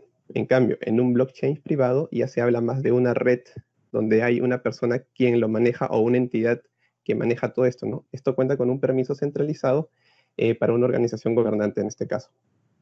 En estos dos, blockchain público y blockchain privado, hemos investigado acerca de plataformas que se están dedicando en estos momentos a lo que es la salud. En este caso tenemos por la parte pública MediChange y MediBlock, y por la parte privada tenemos a PatientOry y Medical Change. Por ejemplo, en la parte pública, MediChange, ¿qué es lo que hace? Permite el intercambio de historias clínicas entre el paciente y su médico, así como instituciones de investigación que protegen la confidencialidad y seguridad de los datos. En este caso, MediChange actúa de forma de que sus pacientes y los médicos puedan comunicar y compartir su información confidencial simplemente para que ellos dos sepan qué es lo que tienen. Nadie más va a saber esa información. Y esto se protege ya que se encuentra en un blockchain. Luego, MediBlock está asociado a lo que son los contratos inteligentes, que más adelante vamos a tocar un poco el tema para que sepan sobre qué es. Permite el intercambio también de la información a través de un intermediario que ejecuta las transacciones complejas. Este intermediario, su tarea es verificar que la transacción se haya dado de forma correcta, ya que en el blockchain tiene que haber siempre como un árbitro, para que diga que esto se ha dado de forma correcta, para que pueda pasar al siguiente nivel y las transacciones se hagan de acuerdo a lo establecido en los contratos, ¿no? Luego, PatientOry, y hablando ya de blockchain privados, ayuda a las organizaciones de la salud a crear contratos inteligentes personalizados, ¿no? Ya que aquellas organizaciones en la salud adoptan y utilizan la red PatientOry. ¿Qué quiere decir acá? Que, por ejemplo, PatientOry tiene solamente su propia red en blockchain de PatientOry. Todas las personas que se inscriban más adelante a esta plataforma solamente van a tener autorización dentro de la red PatientOry, ¿no? Para que nadie más externo pueda de repente inscribirse o hacer algún tipo de repente, daño malicioso, ¿no? El otro lado es Medical Change, proporciona al paciente un acceso completo y control sobre sus datos, la capacidad de proporcionar diferentes niveles de accesos. ¿Esto qué quiere decir? Que, por ejemplo, el paciente va a poder decidir qué información brindarle al médico y qué otra información de repente no. Por decir, si yo tengo almacenado en mi blockchain, tengo mis rayos X, tengo de repente una testeo general que me hice el mes pasado, ¿no? Y por decir, tengo que ver solamente ahorita a un médico general, ya, solamente le puedo pasar la información que es necesaria, tipo el chequeo que me hice el mes pasado para que él vea, bueno, tus niveles están bien, ¿no? Etcétera, ¿no? De este caso, puedes consultar, ¿no? Y escribir también en el blockchain los resultados que el médico te da en ese momento, ¿no? Para que así tu historial clínico se quede actualizado y ya cuando de repente otro médico quieras que lo vea, este se actualice ya en tiempo real, ¿no? Luego, acá ya vamos a pasar lo que es el fundamento teórico, como nuestro título bien decía, modelo de referencia. ¿Pero qué es un modelo de referencia? Bueno, en este caso, los modelos de referencia son representaciones reutilizables de conocimiento abstracto. Son representaciones para el propósito de un sistema de información que esté diseñado, bueno, a través de un proceso de construcción. ¿Qué quiere decir esto? Que prácticamente los modelos de referencia son como una guía, son de ayuda para que cuando otra persona quiera investigar acerca del tema, pueda tomar el modelo y así ellos lo adapten al objetivo que quieren. En este caso se desarrollan los modelos de referencia con el objetivo de ser reutilizados para diferentes escenarios de aplicaciones similares y se utilizan como punto de partida para la construcción de modelos de proyectos específicos. En este caso, como podemos observar acá, tenemos un cuadro, el cual nosotros hemos diseñado. Ese es nuestro modelo como nosotros hemos diseñado. Obviamente nos hemos basado también ayudándonos de otros métodos, por ejemplo, en este caso, el PDCA, que es el planificar, hacer, verificar y actuar. Hemos tomado, por ejemplo, las normativas, las cuales son la ISO 27001, la 27004, la 27005 y por último la ISO 27799, que está enfocada a lo que es el sector salud. Luego, en la parte también de fundamento teórico tenemos a lo que es blockchain. ¿Qué es el blockchain? Bueno, el blockchain, como es conocido, es una cadena de bloques. Como se puede observar en la imagen, todas las personas que están dentro de la red blockchain están unidas porque pueden compartir su información con la persona que desee. Bueno, en este caso es una base de datos compartida, como bien lo dije, que funciona como un libro para el registro de operaciones de compra y venta o cualquier otra transacción. En esta parte de cualquier otra transacción, por ejemplo, vemos lo que es la información de los pacientes con la parte de las clínicas y los hospitales, ¿no? En donde se puede compartir la información que uno desee. Bueno, este caso es más seguro en blockchain porque utiliza claves criptográficas, ¿no? Ya sea la clave pública y la clave privada. Y al estar distribuido por muchos ordenadores, en este caso las personas, ¿no? Presenta grandes ventajas en la seguridad frente a las manipulaciones y fraudes, ya que es nulamente imposible que alguien pueda falsificar algo dentro del blockchain. Obviamente siempre existe una posibilidad, pero eso es difícil de ocurrir porque eso se da cuando ya una blockchain tipo, por ejemplo, el Bitcoin, que es el más conocido, y ahorita está muy saturado de usuarios, por eso que ahorita es la moneda que más está rompiendo el mercado, ¿no?, en las criptomonedas. Luego, ¿qué son los contratos inteligentes? Como estábamos hablando antes, bueno, un contrato inteligente representa una pieza de código autoejecutable, autoverificable y resistente a manipulaciones, con una lógica de aplicación de programación que reside y ejecuta en blockchain. Para este caso hay personas que se llaman los mineros, que trabajan dentro del blockchain. Ellos son los que se encargan de hacer los contratos inteligentes de acuerdo a que cada una de sus partes esté comprometida para que realmente se den las pautas y así puedan hacer un contrato, ¿no?, para que nadie de ambas pueda, bueno, en el futuro romper este contrato. Formalizan las reglas, las transacciones y las relaciones entre entidades y activos en el blockchain. Y por último, proporciona flexibilidad para escribir una lógica en la aplicación personalizada que se convierte en una ley impuesta por el propio blockchain sin depender de intermediarios confiables. Continuamos. Acá mi compañero Walter justo les va a explicar acerca de este caso. Buenas tardes con todos. Y bien, para continuar con la exposición, nosotros justamente todo lo que hemos comentado anteriormente sobre la teoría justamente del modelo de referencia que nosotros estamos proponiendo, hemos ido a hacer una prueba de campo en una clínica acá conocida en Perú, en donde implementamos el modelo para hacer una comparación. Esta comparación lo hicimos con el fin de comparar justamente cómo un modelo de referencia de forma tradicional aplicado para lo que es sistema de gestión de seguridad de información puede ser comparado versus un modelo de referencia del mismo estatus, pero con una plataforma blockchain. Lo que nosotros tratamos de acá es ver la comparación entre cómo ambas se comparan, pero con la salvedad de que, si bien sabemos que blockchain nos da la seguridad de tener nuestra información asegurada, siempre hay unas cavidades que pueden ser todavía ductos para que la información se pueda filtrar por algún lado. Y justamente nosotros proponemos con lo que estamos mostrando que, si bien es cierto, la información es segura, nosotros tenemos que tener los lineamientos de seguridad de información para que estas mismas se puedan cumplir.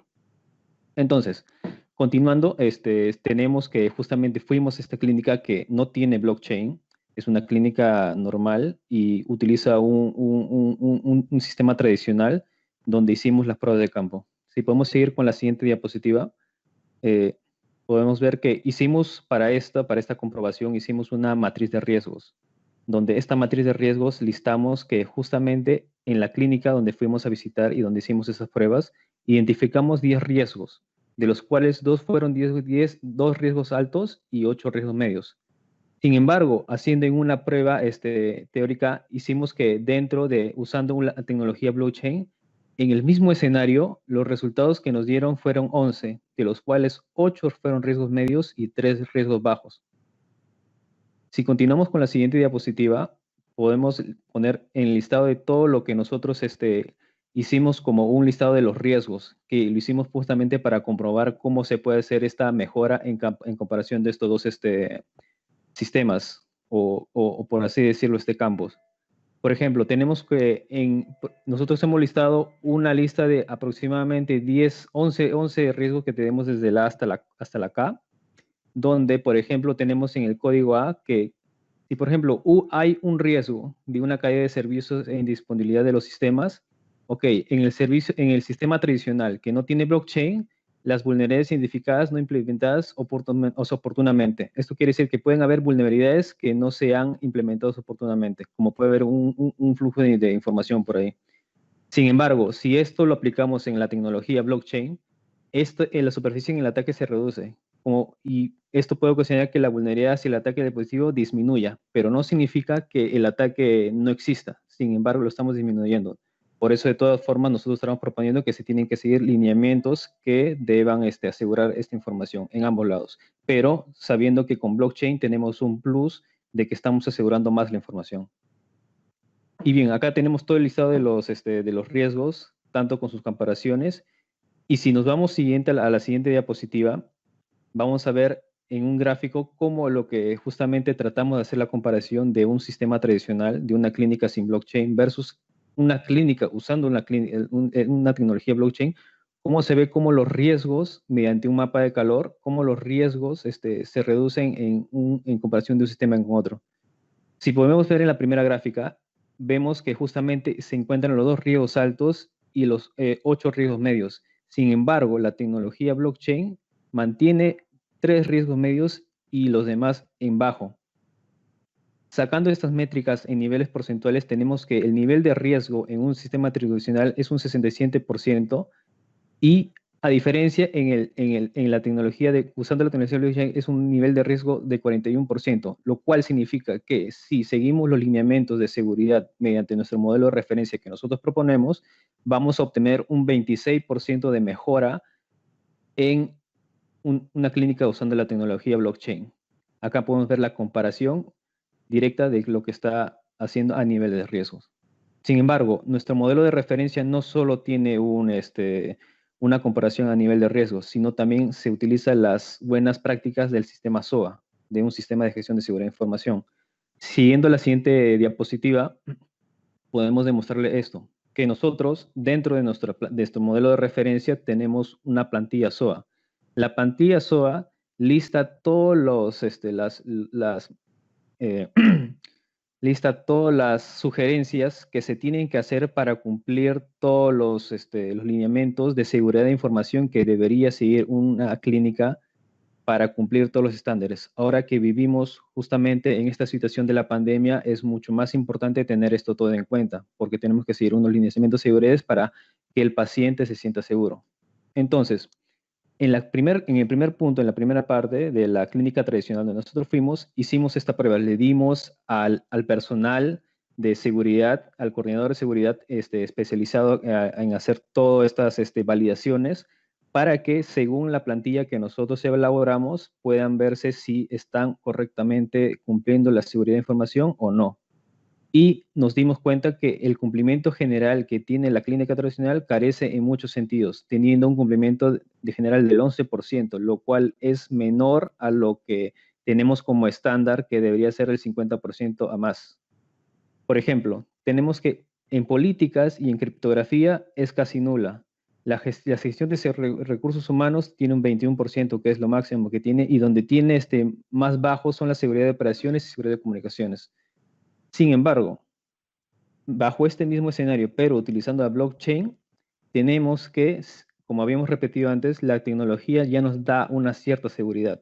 Sin embargo, esto no significa que la seguridad que nos brinda blockchain tampoco tiene que ser descuidada, por lo cual, en ese sentido, nos da un cumplimiento general de 44%, mejor que la clínica tradicional, pero no debería llegar más del 50%. Pero si seguimos estas buenas prácticas, podemos subir más el cumplimiento. Si seguimos en la siguiente diapositiva, podemos ver que como última parte de nuestro modelo de referencia, siguiendo las prácticas del sistema de gestión de seguridad de información, tenemos el listado de activos de información. Que esto simplemente nos muestra cómo están los activos que tiene la clínica para el nivel de poder tener toda la seguridad que debe competir la clínica específicamente. Y estos los hemos dividido en 3 grandes segmentos, los cuales son la confidencialidad, disponibilidad e integridad.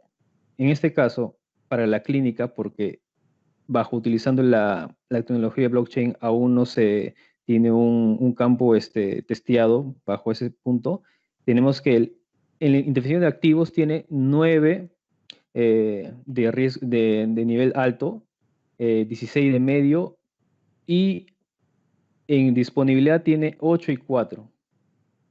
Adjuntando todos estos números, podemos tener que la distribución total por los activos de información, tenemos que un 32% tiene los activos en alto, un 52% en medio y 16% en bajo, lo cual indica que la mayor parte de la clasificación de los activos de información lo tienen en rango medio.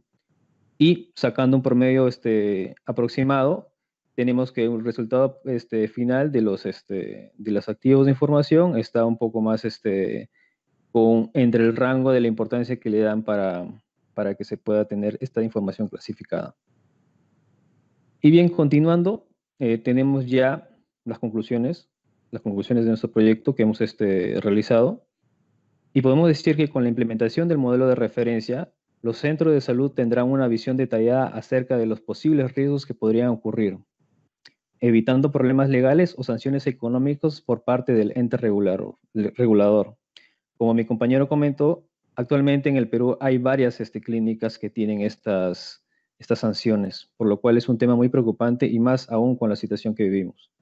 Sin embargo, al usar la tecnología blockchain aparece un nuevo riesgo, que es algo que quizá no habíamos comentado. Si bien es cierto, la tecnología blockchain es bastante segura y con el modelo de referencia que nosotros proponemos para que resguardar más la implementación y se cumplan todos los lineamientos, es aún más segura. Sin embargo, si se pierde la llave privada del blockchain, automáticamente se pierde toda la información almacenada, por lo cual es una de las cosas muy importantes que nosotros recalcamos en nuestro modelo de referencia y como sugerencia principal de que esta regla se cumpla, para así poder tener toda la información resguardada y tenerla en el momento disponible en cualquier momento que se desee. Bien, eso sería nuestra presentación. Si tienen algunas preguntas, gustosos en responderles. Sí, tenemos una pregunta. La pregunta es, ¿usaron algún método para identificar los riesgos? ¿Y eso podría ser la causa de que blockchain tenga más riesgos pero menos severos? Sí, en este caso nosotros hemos encontrado estos riesgos cuando fuimos a la clínica. Analizamos los distintos procesos que tenía con respecto al historial médico. Entonces, de la mano con el experto en el área de seguridad, él nos mencionaba que, por ejemplo, para hacer esto seguían buenas prácticas, pero en algunos casos no tenían como que contemplado ciertos riesgos. Por eso nosotros hicimos con él desde cero para ver qué riesgos proponían según la ISO 27001 y según la ISO 27799, que nos daba los lineamientos para poder verificar cuáles eran los riesgos que todavía aún faltaban encontrar, ¿no? Es uno de ellos. Y por la parte de blockchain, nos ayudamos también mediante la matriz SOA, en este caso, que es la declaración de la aplicabilidad, que son más o menos unos 239 controles, de los cuales nosotros hicimos una especie de sumatoria para saber cuáles de ellos cumplían las normas correctas de la clínica y cuáles no. En ese caso, esos fueron.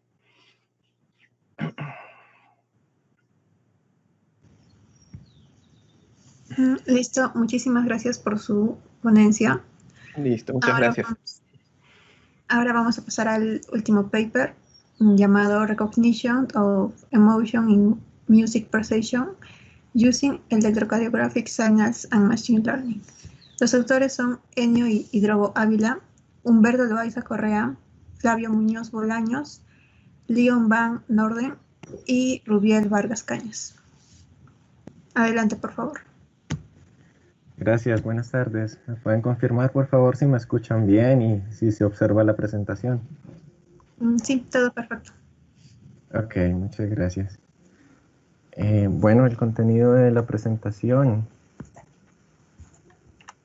es el siguiente, una breve introducción, la metodología empleada en nuestro estudio, los principales resultados, algunas conclusiones y recomendaciones a la investigación futura. Bueno, partiendo de la literatura previa, se ha observado que la música interactúa a través de las emociones con los humanos. También se ha observado que la música puede ser un elemento para ayudar a superar condiciones de estrés y otras patologías como, por ejemplo, la depresión o la ansiedad. También se ha observado en la literatura que algunas señales fisiológicas como la electrocardiografía y la variabilidad de la frecuencia cardíaca han servido para registrar estas emociones, para identificarlas. En cuanto al HCI, se ha observado que aún no se explora completamente las señales SG para reconocer emociones provocadas por la música. De esta manera, es importante incorporar la percepción de cada sujeto respecto a estímulos sonoros como la música. También se ha observado en investigaciones previas que generalmente se utiliza dos tipos de registro, un plano con valencia y activación para registrar la percepción ante estímulos sonoros. También de la literatura se observa que generalmente se considera como estímulos previamente caracterizados, o sea, es decir, que producen un tipo de emoción ya previamente establecida. Entonces se utiliza, por ejemplo, música que se sabe que va a producir tristeza o alegría. De la literatura también se observa que en este tipo de investigaciones tenemos tasas de clasificación entre 60 y 90%, en donde se tiene una gran posibilidad, un gran potencial de mejoría. De igual manera, se requiere continuar con la investigación en interfaces de interacción implícitas. Este tipo de interacción son interfaces humano-computador que registran las señales fisiológicas como electrocardiografía y electroencefalografía.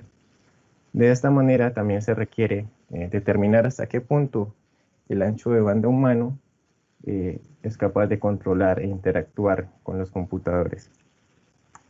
Teniendo en cuenta esto, hemos planteado nuestro objetivo, que es diseñar y construir un sistema para reconocer respuestas emocionales a música y sonidos de la naturaleza a partir de señales SG y una escala única de percepción. Como mencioné anteriormente, generalmente se utilizan dos tipos de registros, uno en valencia y uno en activación. En este caso, nosotros deseamos considerar solo el registro de valencia. De esta manera, nuestra hipótesis es que las respuestas emocionales a tales sonidos, música y sonidos de la naturaleza, medidos con una escala única, pueden reconocerse utilizando señales SG clasificadas con técnicas de aprendizaje automático como Machine Learning. Para alcanzar este objetivo, seguimos la siguiente metodología. Tuvimos en cuenta 23 sujetos que estuvieron individualmente en un laboratorio en posición supina. Registramos las señales electrocardiográficas a través de un computador que a su vez controlaba la reproducción de estímulos. Estos estímulos fueron presentados a cada individuo utilizando audífonos de cancelación de ruido. En este caso, los sonidos son la entrada al sistema, el sujeto es la planta a controlar y la salida es la señal electrocardiográfica, que es la que nos permite registrar los cambios producidos por los estímulos o la entrada.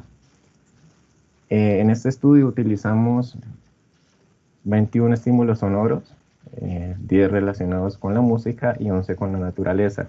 Estos se reprodujeron en orden aleatorio, de manera diferente a cada persona. Tenían 12 segundos de duración y fueron separados por 15 segundos de silencio. En este caso consideramos música de la vida cotidiana, música que escucha particularmente personas colombianas. Eso lo realizamos en Popayán, una ciudad suroccidente de Colombia.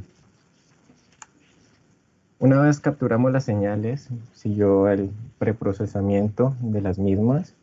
Para este caso, lo que hicimos fue remover la línea de base utilizando un filtro de mediana de tercer orden.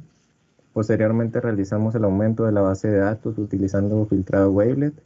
Enseguida lo que hicimos fue cortar y segmentar las señales de acuerdo a la presentación de los estímulos y se segmentaron en segmentos de 6 segundos. A estos segmentos les trajimos las características. Utilizamos particularmente la dimensión fractal de Katz y Higuchi.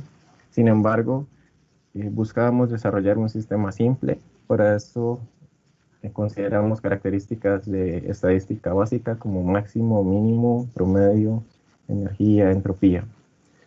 Con estas características procedimos a realizar la clasificación, para lo que utilizamos validación cruzada de 10 iteraciones y evaluamos esta clasificación con múltiples métricas, ya que teníamos dos bases de datos desbalanceadas, como lo voy a mostrar enseguida. Como métricas de evaluación consideramos el accuracy, precisión, recall, F1, la métrica F1 y el área bajo la curva. Bueno, implementamos 5 clasificadores con estas configuraciones, 3 clasificadores básicos, bueno, básicos no, sino tradicionales, como el K-Vecinos, redes neuronales, Random Forest, y clasificadores más recientes reportados en la literatura, como LightGBM y XGBoost. Bueno, con esto tuvimos los siguientes resultados. Primero, obtuvimos la percepción de la música y los sonidos de la naturaleza. De esta manera, tuvimos estas distribuciones. Para la música, los sujetos respondieron con 53% respuesta positiva y 47% respuesta negativa. Y para la música fue 70% positivo y 30% negativo. En cuanto a la clasificación, tuvimos estas respuestas en las métricas. En general podemos ver que la clasificación es buena, ya que tenemos todas las métricas arriba del 80%. En general, el algoritmo K-Vecinos fue el algoritmo con el mejor desempeño en ambas bases de datos, ante estos dos tipos de estímulos. Y por otro lado, tuvimos una mejor clasificación respecto a los estímulos relacionados con sonidos de la naturaleza. Es probable que esta clasificación y la distribución de los datos se deba a que en general todos los seres humanos estamos expuestos ante estos mismos estímulos de la naturaleza, ¿no? Lo que es una tormenta, sonidos del agua, del viento, y podemos reaccionar en general de la misma manera o de manera similar. Sin embargo, en lo que respecta a la música, nuestra percepción depende de muchos factores, a los sonidos que hemos estado expuestos desde nuestra niñez, por ejemplo, y bueno, en general a los sonidos, frecuencias y el aspecto cultural, que es muy importante. Resultados, hemos tenido estas conclusiones. Se desarrolló un sistema basado en técnicas de Machine Learning y señales SG para reconocer respuestas emocionales a música y sonidos de naturaleza, medidas por una escala única de percepción. Los sujetos presentaron respuestas más uniformes a los sonidos de la naturaleza respecto a la respuesta a los sonidos de la música. El algoritmo de K-Vecinos produjo el mejor rendimiento medio respecto a los demás algoritmos. Fue posible reconocer la percepción distintiva de los sujetos mediante la evaluación binaria y las señales SG. En un periodo corto de exposición a un estímulo, es posible provocar emociones en los oyentes. Eso lo observamos desde sonidos de 12 segundos que tenemos en este estudio. Bueno, en general estos resultados fomentan nuevas investigaciones y aplicaciones que tienen en cuenta percepción de cada individuo, de tal manera que un sistema de HCI basado en la percepción musical podría operar en forma más personalizada y con mayor precisión. Como trabajo futuro o recomendaciones a este tipo de investigaciones, podemos incluir una posibilidad neutral, además de la percepción negativa y positiva. Aunque esto es algo un poco peligroso en cuanto a la parte experimental, creo que vale la pena explorarlo para determinar de pronto un alcance mayor. Aumentar la cantidad de sujetos de estudio, con esto tendríamos sistemas más robustos y que tengan un mejor rendimiento. Hacer uso de estímulos con mayor duración, esto con la finalidad de enfocarse hacia aplicaciones que tengan un objetivo más específico. Con esto en cuenta también tener en cuenta estímulos más relajantes como cuencos tibetanos, otros sonidos de la naturaleza. Y pues todo esto con el fin de desarrollar aplicaciones específicas en HCI para el manejo de condiciones específicas como el estrés, la ansiedad, depresión y otro tipo de condiciones tanto fisiológicas como psicológicas. Bueno, estas son algunas de las referencias consideradas. Y bueno, quiero presentar agradecimiento a Conciencia de la Universidad del Cauca, Universidad del Valle, a todo el equipo de las jornadas iberoamericanas en Arequipa. Y bueno, estoy abierto a las preguntas respecto a la presentación o la investigación en general. Muchas gracias.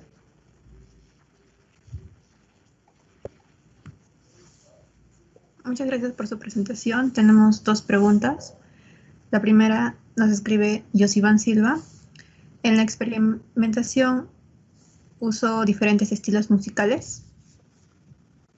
Sí, en este caso utilizamos música latina, por ejemplo, porque estamos en América Latina, ¿no? Entonces queríamos incluir diversos tipos de música que la gente escucha en la vida cotidiana. Claro, también incluimos algunos elementos de música clásica, pero sí, incluimos, por ejemplo, música clásica, salsa, algo de reggaetón, bachata, que es muy común en la vida latina ahora. Okay. Y la segunda pregunta, bueno, nos dicen felicitaciones por su presentación. ¿Cuál considera que es el principal problema que se pudo encontrar según su criterio? Muchas gracias. Bueno, el principal problema, más que problema, es como el reto, ¿no? Este tipo de investigación es una investigación multidisciplinaria, entonces hacer el diseño experimental es un reto grande, ya que del diseño experimental depende que tengas o no tengas resultados.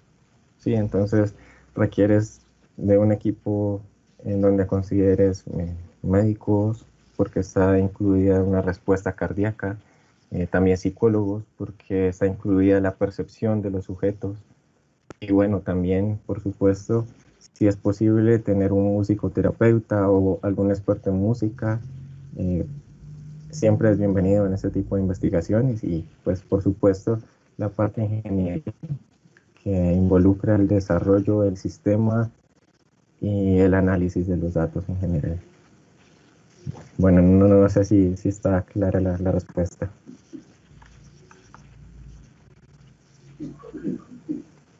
Sí, sí, está claro.